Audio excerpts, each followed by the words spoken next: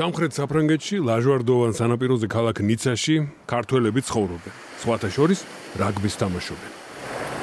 ყოველი დილა იწყება ასე ელენიკოს სკოლაში, შემდეგ ვარჯიშზე, შემდეგ ოჯახში და შემდეგ საღამოს ისევ ვარჯიშზე.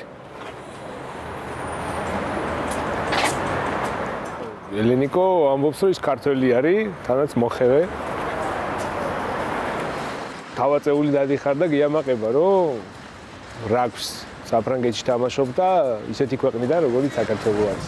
სავარჯიშოდ მივემართებით რევაზ გიგაურთან, ნიცის სარაგბო გუნდის შუამარბთან, ახალგაზრდა მორაგბეების მწვრთნელთან ერთად.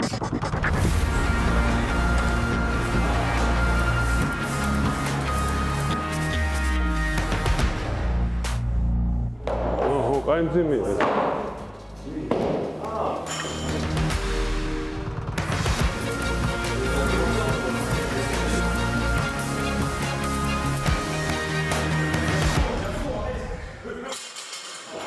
ეს ბურთი 5 კილოს იწონის.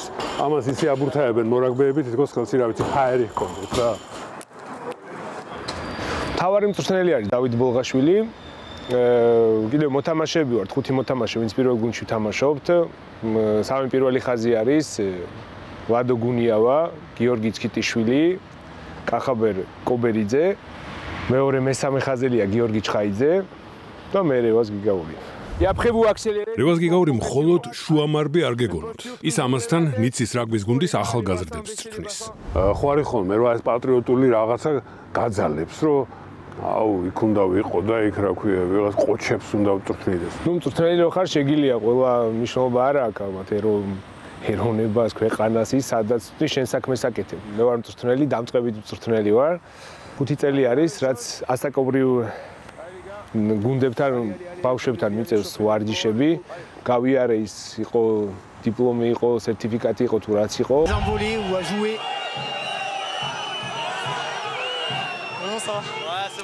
რა პოზიციაზეცა ნიცა, დამსახურება არის მწვრთნელის და შემდეგ თითოეული მოთამაშის. თავისთავად ეს ერთობლივი მუშაობა, მაგრამ მნიშვნელობა თავისთავად მწვრთნელს როგორ შეკრავს გუნდა, როგორ გაიყვანს და როგორი სტილი დათამაშებს, მაგაზია დამოკიდებული.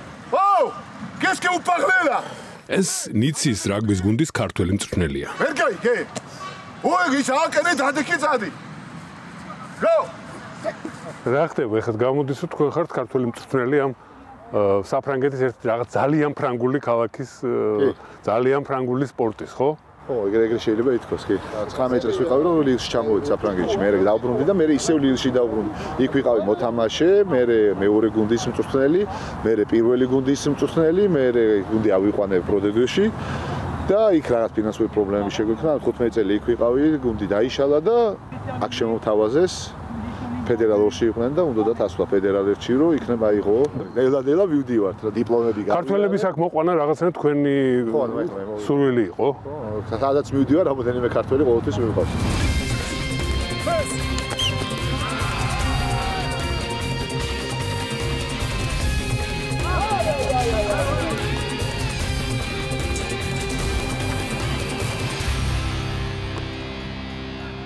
რა გაკლიათ?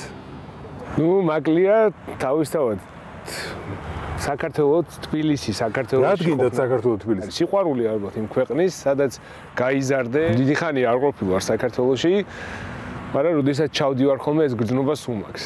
რაღაცა ეს, როგორც კი ეშვება თვითფრინავი. ალბათ ეგ არის, რავი, ენით აუხწერელი არის. რევაზ გიგაურს უკვე ოჯახი უხმობს. საღამოს ვარჯიშამდე მისახედია ერთი ბავშვია გამოსაყვანი, მეორე ბავშვს კი ცოტა ხნით სახლში უნდა დაუჯდეს.